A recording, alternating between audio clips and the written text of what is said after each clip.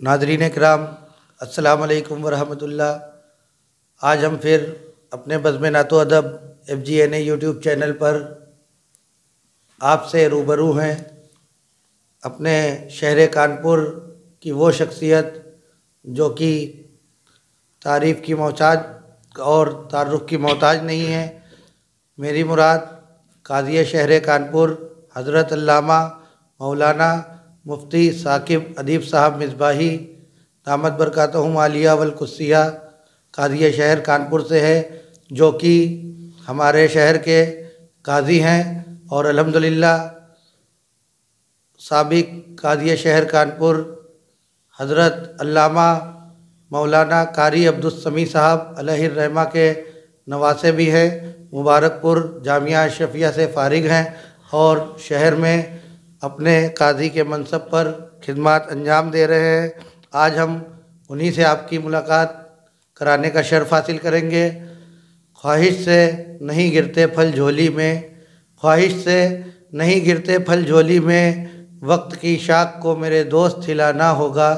خواہش سے نہیں گرتے پھل جھولی میں، وقت کی شاخ کو میرے دوست ہلانا ہوگا، اور کچھ نہیں ہوگا اندھیروں کو برا کہنے سے، کچھ نہیں ہوگا اندھیروں کو برا کہنے سے، اپنے حصے کا دیا خود ہی جلانا ہوگا۔ شہر کانپور کے اس ماحول میں اپنے حصے کا دیا خود ہی جلانے والی وہ عظیم شخصیت آج ہم سے روبرو ہے۔ حضرت آپ کا ہمارے اسٹوڈیو میں استقبال ہے۔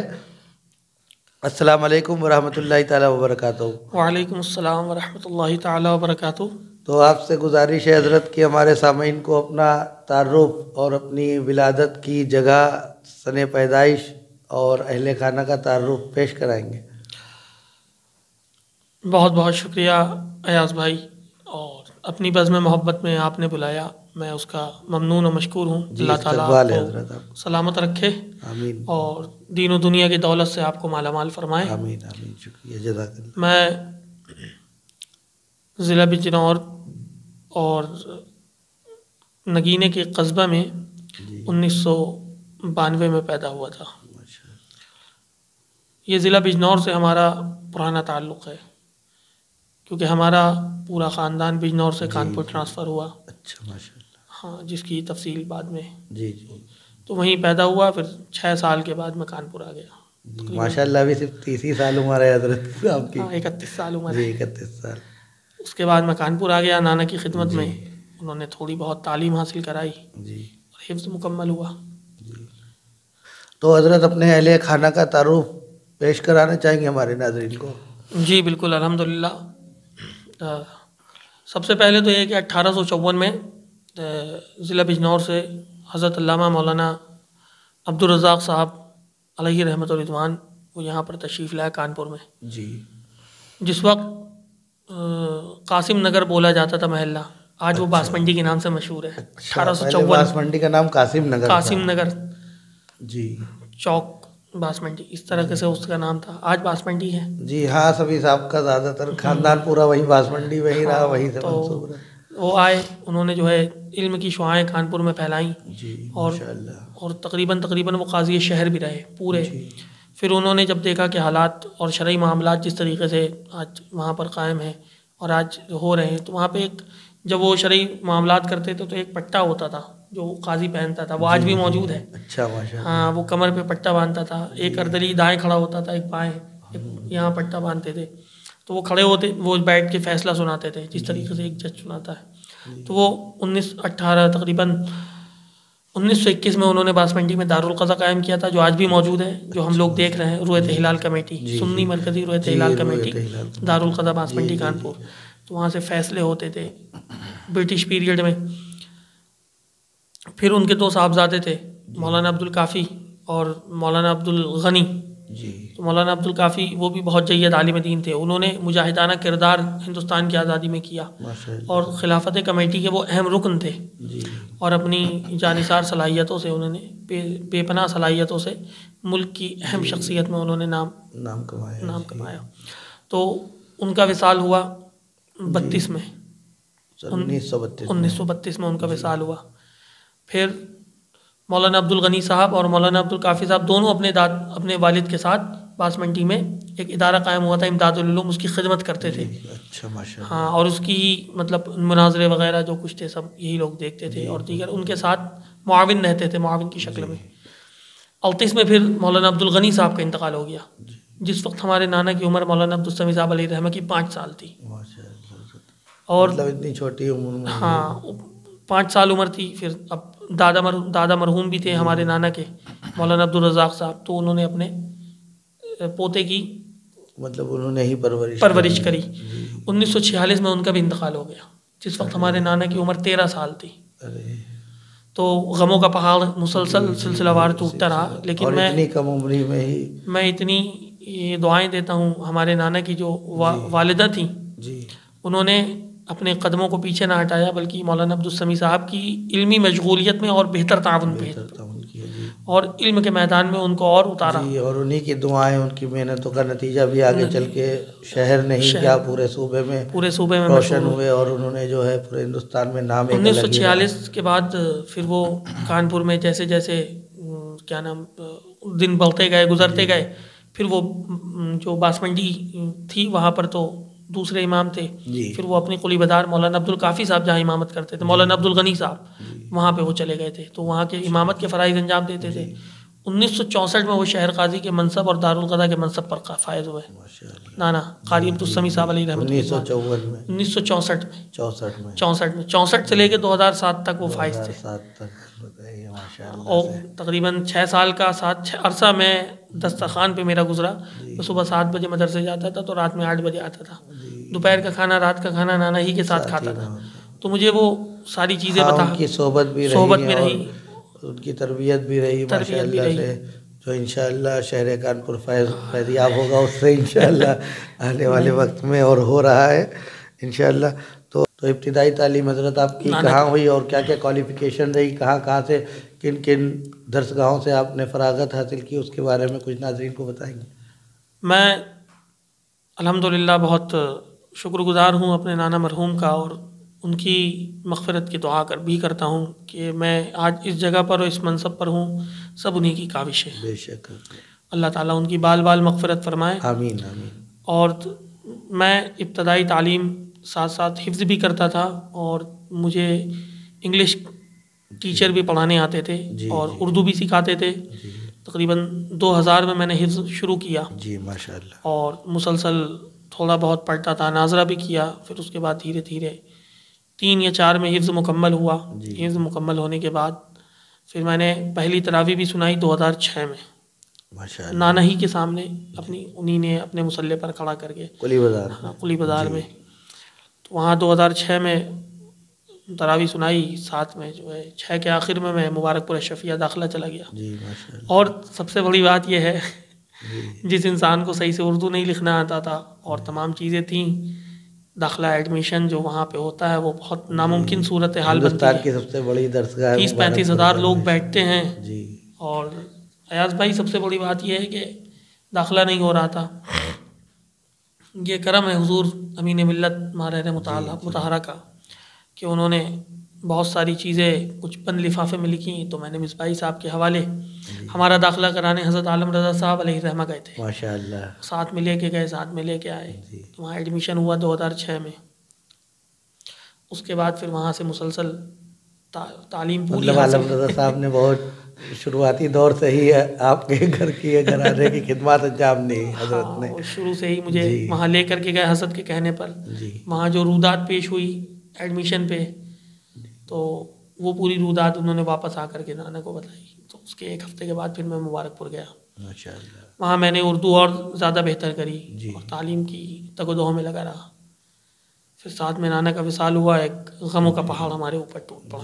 شہر کانپور پر بھی ٹوٹ پڑا. بے شک پورا شہر ہی ایک طرح سے یتیم ہوا جس دن ان کا وصال ہوا. حضرت کی شخصیت ہی ایسی تھی کہ ان کا کوئی جوڑ ہی نہیں، نہ کوئی ایسا آیا ہے، اور مشکل ہی ہے کہ کوئی ایسا آ پائے کانپور شہر کے اندر انشاءاللہ. تو حضرت آپ نے جو ہے فراغت وہیں مبارک پور جامعہ اشرفیہ سے ہی حاصل کی. الحمدللہ. تو آپ کے کچھ اساتذہ کرام مخصوص جن کے نام آپ شیئر کرنا چاہیں گے؟ بالکل الحمدللہ. میں شکر گزار ہوں ان اساتذہ کرام کا جنہوں نے مجھے علم کی دولت سے مالا مال فرمایا جی. اور علم انہوں نے مجھے بتایا، جس میں سے میں سر فہرست اگر کسی کا نام رکھنا چاہتا ہوں تو وہ حضرت علامہ مولانا محمد احمد مصباحی صاحب حضور خیر الازکیہ اور حضرت علامہ مولانا مفتی نظام الدین صاحب قبلہ محقق عصر، محقق مسائل جدیدہ، اور خلیفہ حضور حافظ ملت حضرت علامہ نصیر الدین صاحب، اور اس کے بعد حضرت مولانا اعجاز صاحب اور مولانا نفیس احمد مصباحی صاحب، مفتی بدر عالم صاحب جو ابھی حال ہی میں پرنسپل ہیں، حضرت مولانا زاہد علی سلامی صاحب، مولانا عبدالحق صاحب، مفتی نسیم صاحب. میں بڑے باشعور علماء کی خدمت میں رہا اور بڑے دانشور یہ سب حضرات تھے، اور مولانا مسعود احمد برکاتی صاحب، یہ سب. اور ابتدائی سے جس دن سے میں نے ان کو پتہ چلا مولانا مسعود صاحب کو کہ میں ان کا نواسا ہوں، تو ہمیشہ خصوصی توجہ بھی رہی، اور کبھی انہوں نے میرا نام نہیں لے کے پکارا اور ہمیشہ قاضی صاحب کہہ کے پکارتے تھے.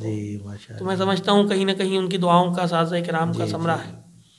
تو مجھے بڑا اچھا لگا وہاں پر. تو میں نے وہاں ایک ایاز بھائی چیز سیکھی کہ علم کے میدان میں اگر کسی کو آگے چل کر کے کچھ حاصل کرنا ہے تو اپنے اساتذہ کی خدمت کرے اور ان کی دعائیں لیتا رہے. بے شک. تو حضرت الحمدللہ اتنی بڑی درسگاہ جو کہ ہندوستان کی سب سے بڑی مبارک پور جامعہ اشرفیہ سے آپ نے فراغت حاصل کی، تو اپنے اساتذہ کرام کے نام بھی شیئر کریں ہمارے ناظرین کے ساتھ. زندگی کے کچھ یادگار لمحات وہ ہوتے ہیں، میموریبل مومنٹس، جو ہمیشہ ذہن نشین رہتے ہیں، خوشی کے ہوتے ہیں، غم کے ہوتے ہیں. تو کچھ زندگی کے اپنی یادگار لمحات شیئر کرنا چاہیں گے آپ؟ ہاں، بہت ایک اچھا موومنٹ جب آیا. میں چونکہ مبارک پور میں کیونکہ تعلیم کے دوران ہی بچوں کے اندر یہ صلاحیتیں پیدا ہو جاتی ہیں کہ وہ تقریبات میں حصہ لیتے ہیں. وہاں کے جو اساتذہ تھے وہ ٹیسٹ لیتے ہیں. تو وہاں جب میں تقریر کرنے کھڑا ہوا تو میرے پیر کانپنے لگے. تو انہوں نے کہا کہ حضرت ماں صاحب نے، ماں قاسم صاحب نے، کہ آپ گھبرائیے نہیں اور اپنی بات کو پورا کہیے، ڈرنے کی کوئی بات نہیں. فرسٹ ٹائم جب پوڈیم پہ کھڑے ہو تو ہاتھ پیر درد آتے ہی ہیں. تو وہاں ایسا ہوا، ہوتا ہے تھوڑا. تقریباً 2008 یا 9 کی بات ہے، 9-10 کی. پھر اس کے بعد حضور مفتی اعظم ہند کا وہاں ایک پروگرام ہوتا ہے جب میرا آخری سال چل رہا تھا. تعلیمی دور آگے چلتے گئے، میں رابعہ خامسہ سادسہ سابعہ میں. تو وہاں سید فضل اللہ صاحب، ہر سال ایک پرسن آتا ہے جو ہائی کوالیفائڈ ہوتا ہے، تو وہاں پر خطاب کرتا ہے بچوں کو، آگے کی راہیں متعین کرنے میں آسانی ہوتی ہے. تو وہاں پر میں نے ہدیہ تشکر پیش کیا، اور وہ ہدیہ تشکر جب تیار کر لیتا ہے کوئی شخص تو پہلے مصباحی صاحب کو سنانے جاتا ہے. تو مصباحی صاحب کو میں سنانے گیا تو کوئی خوف نہیں، اسٹیج پہ پڑھا، کوئی خوف نہیں. اس دن سے میں چونکہ اشرفیہ کی اسٹیج پہ ہدیہ تشکر حضور سربراہ اعلیٰ اور شہزادہ حافظ ملت حضرت علامہ عبدالعزیز عبدالحفیظ صاحب قبلہ، اللہ انہیں سلامت رکھے، وہ مدرسے کو جو ہے ابھی تک دیکھے ہوئے ہیں اور سنبھالے ہوئے ہیں اور اس کی تگ و دو میں محنت کر رہے ہیں. جانشین حافظ ملت حقیقی وہی الحمدللہ. تو حضرت ہر شخص کی زندگی میں کوئی نہ کوئی ایک پریرنا سروت ہوتا ہے، آئیڈیل شخصیت ہوتی ہے. ویسے تو ہم لوگ مسلمان ہیں الحمدللہ، اور ہم سب کے کیا بلکہ سارے دنیا کے سارے انسانوں کے ہی آئیڈیل ہمارے محسن انسانیت حضرت محمد مصطفیٰ صلی اللہ علیہ وسلم ہے. لیکن دنیا میں بھی کوئی نہ کوئی ایک ایسا شخص ہوتا ہے جس سے ہم بہت متاثر ہوتے ہیں، جس کے نقش قدم پہ چلنے کی کوشش کرتے ہیں، جس کے ساتھ اٹھنا بیٹھنا پسند کرتے ہیں، اور ایک اس کے لیے دل میں الگ سے عزت ہوتی ہے. تو کوئی آئیڈیل شخصیت آپ کی رہی آپ کی زندگی میں، اس کے بارے میں بتانا چاہیں گے؟ بالکل بتانا چاہیں گے. الحمدللہ میں نے ابتدا تقریباً 12 سے 13 سال مبارک پور میں گزارے، افتبی تعلیم کے ساتھ ساتھ. تو میں نے شب و روز میں علامہ محمد احمد مصباحی صاحب، میں سمجھتا ہوں کہ ہر انسان کے لیے یہ میری اپنی ذاتی رائے ہے، تو ان سے اچھا اور ان کے طریقوں پر چلنے والا، جو سچے طریقوں پر چلتے ہیں، اس طریقے سے مجھے کوئی دکھا نہیں میری نظر میں. مطلب جس طریقے سے وہ اٹھتے تھے، بیٹھتے تھے، اور جب تک پرنسپل کے عہدے پر رہے انصاف پر رہے. ایک مرتبہ تقریباً ان کے بیٹے زد میں آ گئے تھے ممنوع کی شکل میں، سفارشیں کریں اساتذہ کرام نے، تو لیکن انہوں نے کہا کہ اگر میں اس کا کروں گا تو مجھے 37 جو ممنوع لڑکے ہیں سب کو لینا پڑے گا. تو میں ان کا کر رہا ہوں، تو میں نے سب کو لے لیا. تو انصاف پسند شخصیت ہیں، پڑھنے اور ذہین کا تو کوئی کمال ہی نہیں ہے، ان کو ہر چیز میں کمال حاصل ہے. بڑے بڑے دانشور، بڑے بڑے ادبا لوگ یہ کہتے ہیں کہ اگر ہندوستان میں کوئی عربی داں ہے تو محمد احمد مصباحی صاحب کی ذات ہے. تو میں سمجھتا ہوں ان سے پریرنا میں نے حاصل لی. بہت میرے آئیڈیل ہے، تقوی بہت اعلیٰ ہے ان کا، اور بہت مطلب نرم مزاج، بہت ساری چیزیں وہ اپنے طالب علم کو بتاتے تھے کہ اچھے کام کرو، اخلاق سے رہو، خوش اخلاقی سے رہو، دین کا کام کرتے جاؤ، کسی کی بات کا جواب نہ دو. حضرت منصب قضا کے تحت آپ الحمدللہ کانپور جیسے مہانگر اور ایک تاریخی شہر کے قاضی شہر کانپور ہیں، تو اس منصب کے حوالے سے اپنے اور اپنے اس کے حوالے سے جو حالات حاضرہ ہے، جو ماحول چل رہا ہے، نفرتوں کا بول بالا ہے، محبت، خلوص، وفا، اخلاص سب دنیا سے رخصت ہوتی چلی جا رہی ہیں. تو اس ماحول میں اور جو ہمارے دیش کا جو ماحول ہے، اس ماحول میں ہماری قوم کو، ہمارے سماج کو اور اس دیش واسیوں کو اور اپنے شہر کے لوگوں کو اور جو علماء کی جماعت ہے خصوصی طور سے آپ کی، ان حضرات کے لیے کچھ پیغام دینا چاہیں گے ہمارے چینل کے ذریعے؟ جی بالکل، میں ایک پیغام دینا چاہتا ہوں کہ سب سے پہلی بات میں یہ سمجھتا ہوں، یہ بات ذرا سی لمبی بھی ہو سکتی ہے. جی جی کوئی نہیں. میں یہ بات سمجھتا ہوں کہ ہر انسان کو کہیں نہ کہیں تکلیف کے دور سے گزرنا پڑتا ہے. جی ٹھیک ہے، انسان گزرتا ہے، توکل علی اللہ انسان کو کبھی نہیں چھوڑنا چاہیے. بے شک. اور حقیقی ذات جو رزق دینے والی ہے وہ اللہ کی ہی ہے. بے شک. تو میں سمجھتا ہوں سب سے پہلے توکل علی اللہ کے دامن کو انسان مضبوطی سے پکڑنے لگے. اس کے بعد تعلیمی میدان میں آ گیا ہے. ہمارے جو کام ہیں وہ بالکل ذرا سا سلو ہے، تھوڑا سا تغافلی ہے لوگوں میں، سماج میں، اور کچھ کے حالات بھی خراب ہیں. تو میں ان سے یہی بات کہنا چاہوں گا کہ آپ علم کے میدان میں آگے آئیں، اور جو ہمارے شہر کی یا ملک کی تنظیمیں ہیں جو کام کر رہی ہیں علم کے میدان میں، ان سے رابطے کریں، اپنے بچوں کو ان سے پڑھوائیں. تعلیمی میدان میں مطلب آگے بڑھائے لوگ، آنا ہی پڑے گا، بغیر اس کے کام تعلیم کے کچھ نہیں ہوگا. تو میری جو سوچ ہے کہ کم سے کم کالج، یونیورسٹیاں، اسکول، ان کو فروغ دیا جائے. اور ہاسپٹلس کو بھی، ہاسپٹلس کو بھی. یہ میرے 2 مشن ہیں. بہت بڑا المیہ رہا، یہ دیکھا لاک ڈاؤن میں اور کورونا پیریڈ میں، یہ اپنی قوم کے پاس کوئی اور اتنا زیادہ وہ رہا، جاتی واد سوار رہا کہ لوگوں نے مسلم اور ہندو اتنا کیا کہ اس سے بھی بہت نقصان پہنچا، کئی جانے بھی گئیں. تو ہاسپٹلس کی بھی ضرورت، ہاسپٹلس اور کالجز کی بہت سخت ضرورت ہے، اور تھوڑی سی جہالت سے نکلنے کی ضرورت ہے. تاریخ پڑھنے کی ضرورت ہے. ہمارے مسلمان بھائی جتنے بھی بھائی ہیں تاریخ نہیں پڑھتے، پڑھنا نہیں جانتے.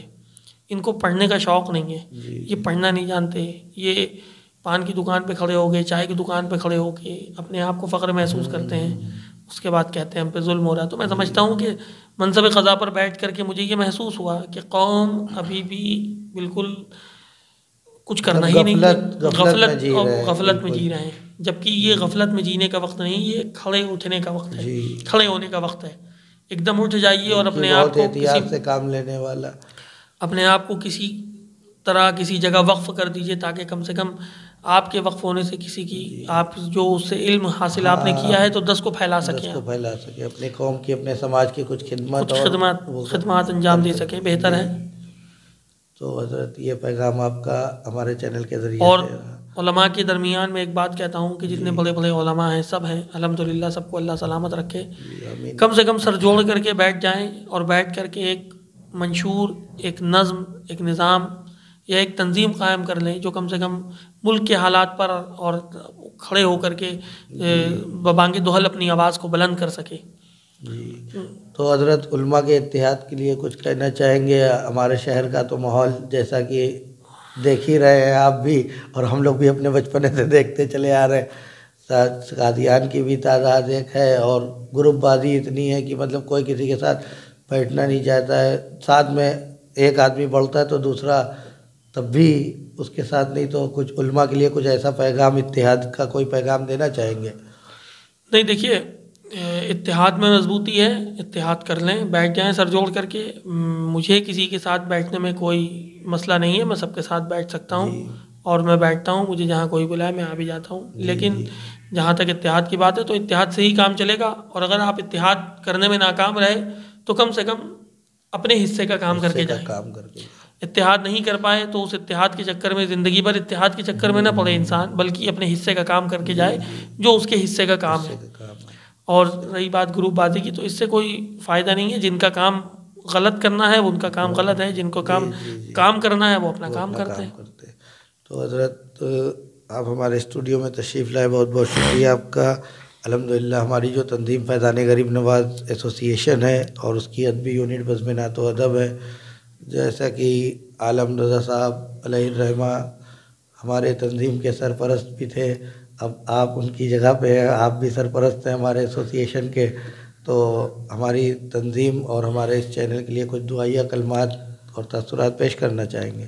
جی بالکل، الحمدللہ یہ فیضان غریب نواز کی جو بزم نعت و بزم ادب جو آپ کی چل رہی ہے، تو میں سمجھتا ہوں کہ یہ اچھی چیز ہے۔ لوگوں میں شوق پیدا ہے کہ کم سے کم ہم کچھ حاصل کریں، کچھ شعر جو ہیں ہم کہیں، چاہے وہ نبی کی بارگاہ میں ہو یا کسی صحابی کی بارگاہ میں ہو یا کسی ولی کی بارگاہ میں ہو یا حمد و ثنا ہو یا دعا ہو، تو کم سے کم ایک رجحان پیدا ہے کہ 4 گھنٹے آدمی بیٹھ کر کے فالتو، تو کم سے کم 1 ہفتہ محنت کر کے 7-8 شعر 10 شعر لکھ کر کے لاتا ہے، تو یہ ایک پہل ہے اچھے کام کی، اور ہونا بھی چاہیے۔ اس میں دلچسپی بھی ہے، لوگ لکھتے ہیں اور پڑھتے ہیں۔ تقریباً میں سارے پروگرام میں شامل رہا ہوں الحمدللہ، اور بہت اچھا لگتا ہے، سب سنتے ہیں۔ کبھی کبھی کچھ اشعار ایسے ہوتے ہیں جو دل کو چھو لیتے ہیں اور نمناک آنکھیں ہو جاتی ہیں سبھی کی یہاں پر، تو میں سمجھتا ہوں ایک اچھا کام ہے، اور میں دعا گو بھی ہوں کہ اللہ تعالیٰ اس کے تمام اراکین کو، خصوصاً ایاز بھائی کو صحت و سلامتی عطا فرمائے اور خوب اسی طریقے سے دین کی خدمت کرنے کی توفیق عطا فرمائے۔ آمین۔ تو حضرت آپ ہمارے اسٹوڈیو میں تشریف لائے، آپ کا بہت بہت شکریہ۔ آپ کی قومی، ملی، سماجی خدمات کے اعتراف میں ہم اپنی تنظیم کی طرف سے آپ کو سرٹیفکیٹ دے کے اعزاز سے نوازنا چاہیں گے، قبول کریے۔ جی انشاءاللہ، لیکن میں اعزاز کے لائق نہیں ہوں، اس لیے کہ ابھی زندگی بڑی لمبی ہے۔ اعزاز تو ملتے رہتے ہیں، سب اللہ ہماری کوئی خدمت کو بس قبول کر لے جو ہمارے کام ہے، یہی اعزاز ہے، اس سے بڑا کوئی اعزاز نہیں۔ یہ آپ کا بڑپن، آپ کی محبت ہے، اس سے بڑا کوئی اعزاز نہیں ہے۔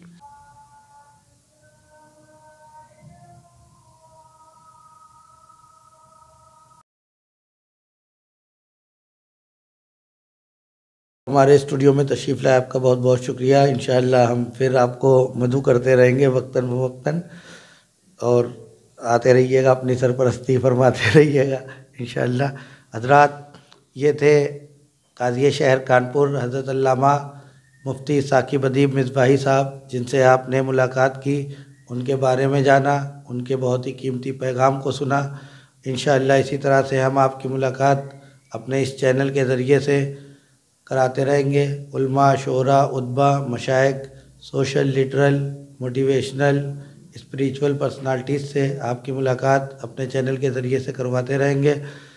کیمرہ مین محمد آصف وارثی کے ساتھ ایاز احمد چشتی۔ السلام علیکم ورحمۃ اللہ وبرکاتہ۔